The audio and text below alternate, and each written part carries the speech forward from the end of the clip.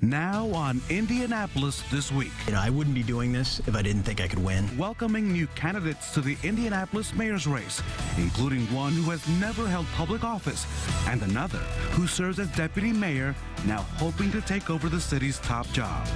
Plus, a Sunday morning exclusive.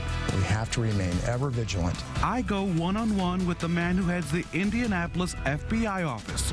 The issues, violent crime, and protecting Indiana from terror attacks and cyber criminals.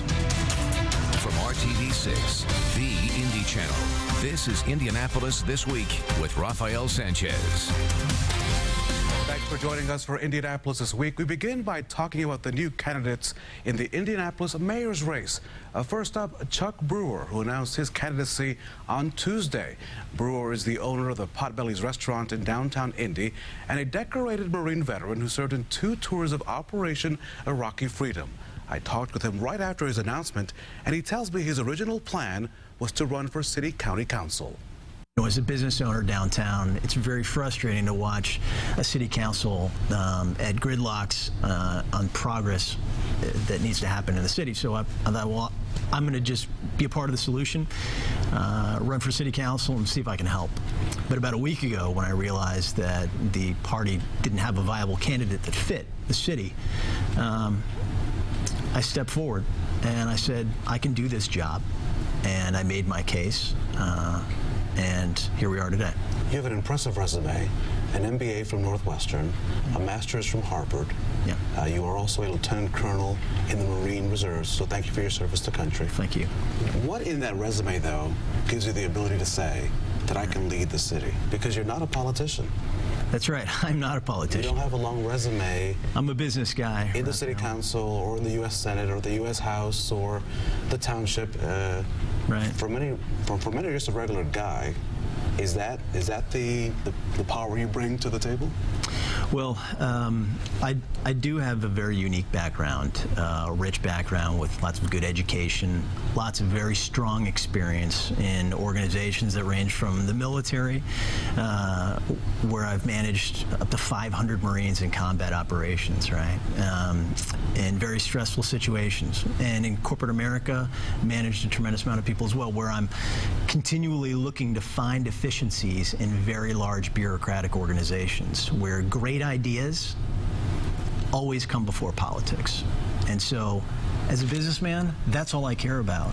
And as citizens, people want the city to move forward. And they don't really care about politics one way or another. They just want their neighborhoods to be improved. They want public safety to be improved. They want jobs if they need them, right? And so that's what I can do. What would be your message in the first couple of days, because you are now a new face and people begin to know and ask about your record? What do you want people to know at the end of the day? As you make that introduction, what is it that you want people to know about you on that first glance?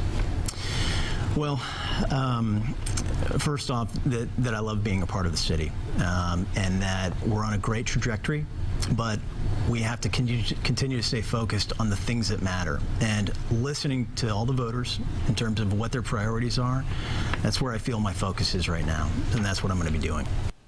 Also new to the mayor's race this week, current Deputy Mayor Olgen Williams. He's worked with the mayor's office for the past 7 years, serving as liaison for neighborhoods as deputy mayor. He also has a master's degree from Martin University here in Indianapolis. Welcome to the program. You are very proud of your record with Mayor Ballard. You say that is your record as well. But how will you not be Greg Ballard 2.0? How will you be different? Well, thank you for allowing me to be here today. I appreciate the opportunity. I'm very proud of my record for 7 years, what we have done to move the city forward. I'm also proud of my record as a neighborhood leader, running a neighborhood organization for many years. I'm proud of my record as a Vietnam veteran coming back, realizing this is one of the greatest cities in the country to come back and to serve in. I've been very fortunate to be able to serve this city for many years, and this time it's given me an opportunity to move this service forward under the leadership of Mayor Ballard. I feel like that we can continue to build on what we're doing and then dig deeper down into the neighborhoods, concerned to everyday household concern, connectivity to businesses downtown to be able to bring vocational training, educational training to another level right in the community where we said that crime is going on and the less fortunate are living. So give me one idea of what you would do different. Obviously, you have done a lot already in the 7 years while you've been in office with this mayor. So what is the one thing that you'd say, this will have my stamp on it? This is the Olgen Williams plan. Here's the big program or the big idea. You know, I wake up every day with new ideas until the people around me tell me they don't work all day. One of my passions is youth. We hear lots about youth. I'm a father of 10 children, raised them in Hallville, USA. I want to work with youth service organizations, work with youth themselves more to address the issues they are having. Success we had at Crystal House on the west side let me know that once you have open, meaningful dialogue with youth and their parents, you can begin to address the situation they're dealing with and ask the question, why are you hating one another to the point that you have violence towards one another? And we can bring solutions and reduce homicides and aggravated assaults in this population. You were talking about community policing before it was even popular in Hallville. What do you think will be the answer to the violence that we're seeing in our city? It seems to be never ending, and the people are becoming younger. We're seeing younger people committing crimes. Well, we learned on the west side working with Jerry Barker and the We See program came out of first George Bush and Bill Clinton, that you can make a difference when you engage community, when you engage the senior citizens, engage the assets that you have, the community centers, the park centers, and create a partnership with the police that they communicate and talk with one another. People want police in their community. Police want community to want them in their community. So you got to bridge that gap and let them know we're in this together. We all want a safe neighborhood. And dialogue, communication. Let's talk to one another. Talk to your neighbor, but talk to the policeman when he ride by and tell him, good job. We have 30 seconds left. The big issue, of course, is this new criminal justice center. Some of the Democrats are saying it's not the time to build this thing. Will you support the building of a criminal justice center on the west side of Indianapolis? I would support it. I've been down to the jail many times, the one we have there, volunteer chaplain, visiting people, having service, talking to them. They need more space. They need better facilities for the human beings that are locked up down there. And we need more court space. I hope you'll come back. Deputy Mayor Olgen Williams, thank you so much. Thank you. The door is always open. Please return to the program. When we come back, our political insiders join us to talk about the race for mayor and the impact of this week's announcements. That's when Indianapolis This Week continues. Welcome back to Indianapolis This Week as we bring in our political insiders to the roundtable. Mary Beth Schneider, of course, longtime Indianapolis Star political reporter, Republican Jennifer Hollowell, and for the first time to the roundtable, Adam Kirsch, former executive director for the Marion County Democratic Party. Mary Beth, we saw an entire slew of people all of a sudden interested in the race for mayor on the Republican side. I know, went from 0 to 160 right in 5 seconds. It has become a really actually interesting race when nobody thought it would, right? I mean, because you have now another former Marine, a businessman in the race, as well as a deputy mayor. Is this a good problem for Republicans to have, or uncomfortable? Well, first of all, I don't think it's a problem. We're excited to have Chuck Brewer in the race, 23 years in the Marines, same as Mayor Ballard, actually. He has an extensive background in education and working at Fortune 500 companies, and he started 2 successful businesses here in Indianapolis. And so, he chose to call Indianapolis home, and I think that part of the unique skill set that he brings, in addition to entrepreneurial spirit, is that he wants to attract more people like him to come start jobs, create jobs, start a business, and attract more people to our city, which is critical to the future success of Indianapolis. But you have a deputy mayor who we just heard from, who also is sort of the right-hand man of Mr. Ballard, right? So how do you... Been with him a long time, right? Yeah. Absolutely. I think Mayor Ballard's in a tough spot. He's got his right hand, the most loyal member he's had of his administration. Olgen's been there since day one. On the other side, he's got his party's choice. I don't envy the mayor on this one. So, we have some time to go. Both parties in Marion County go through a slating process. Sure. Chuck Brewer is the only candidate who filed for slating. So essentially, he will have the party's endorsement and basically does now, because no other candidate filed to go through the parties. Will that be difficult for Mayor Ballard, who obviously will have to make a decision to pick the guy that he asked to join him on Deer 1, or the guy that he also respects? I mean, he has good choices to make, but who does he pick? Is that a difficult thing to do? Well, I think we'll see how that plays out. I mean, I know that the mayor thinks highly, obviously, of both of these individuals and was very encouraging to them. And the way the timing worked out, You know, we did not know that Olgen was running until Monday. He had announced on Friday of last week that he was not running, and then over the weekend came back and changed his mind. So, you know, so that adds an interesting twist to it, of course. But again, Chuck has the party's endorsement, sure. And he will have a lot of support from party leaders, and already does have a lot of support from party leaders. How does Joe Hogsett then compete against a man with two men with just two good records? I mean, and at this point, no other Democrat has stepped forward to say, I will challenge Joe Hogsett. Well, there is another Democrat. There is a... I should clarify, there is another Democrat. Who I don't think is a serious candidate when it comes time to the primary. Joe Hogsett will be the Democratic nominee. Joe Hogsett will be the next mayor of Indianapolis, regardless who the Republicans settle on. But you can't attack either a war veteran or someone who's been... They really take it for granted, right? Well, he's just declared victory, and it's some January. attacks from Democrats. I mean, I saw a slew of tweets going out, carpetbagger, which I was actually surprised by. That didn't seem maybe the best political tactic to start with. Yeah, I mean, the minute Chuck announced as a candidate, we saw Democrats attacking him already. Which means they're taking him seriously, right? Absolutely, absolutely. I don't know how you could infer anything else. Well, I think either Chuck Brewer or Olgen will come out of the Republican primary and meet a very stiff campaign from Joe Hogsett. We have 30 seconds. I hear that this race is going to cost $4 million. That's a lot of money. Will all these candidates have that kind of cash to put commercials on RTV6 and the other competing stations? And is it really going to cost $4 million to run for mayor of Indianapolis? Joe Hogsett will have that kind of cash. I don't know enough about Mr. Brewer, but the Republican Party has been pretty good at getting their message out and getting behind their lead candidate, so I'm guessing they'll come up with the money. 10 seconds each. It's early to make predictions, but Chuck has already had a lot of success fundraising in the last couple of days, and I expect that he will have the money he needs to compete effectively. You get the last word on your first time at the big show. Brewer started the year with $2,200. Joe Hogsett started it with $1.4 million. All right, the conversation between our insiders continues on Twitter. They'll keep bragging through the commercial break. I promise you they will. Their Twitter handles and give us your opinion and stay up to date with Mary Beth, Jennifer, Adam, Lara, and Abdul throughout the week. And coming up, a Sunday morning exclusive. I go one-on-one for the first time with the man in charge of the Indianapolis FBI office to talk about violent crime and its personal connections to the terror attacks in Paris. That's next on Indianapolis This Week. Now to a Sunday morning exclusive here in Indianapolis This Week, my one-on-one interview with the man in charge of the Indianapolis field office of the FBI. He's Jay Abbott. Appointed to the job in July of last year, he started with the FBI back in 1987, and his assignments have included international counterintelligence and international anti-terrorism positions. He tells me his office of nearly 300 agents and staff members is focused on helping keep the homeland safe, track down and stop cyber criminals, and help local police stop the spread of violent crime. On the issue of violent crime in Indianapolis, we have seen a spike in that crime, specifically gun violence. What is the FBI's role in trying to, in some way, curb that kind of violence? Many of these guns cross from state to state. What is the role of the FBI when it comes to gun violence? Well, we sort of look at gun violence as part of the greater problem as it relates to gangs, to drugs, to violent crime, and guns are all part of that.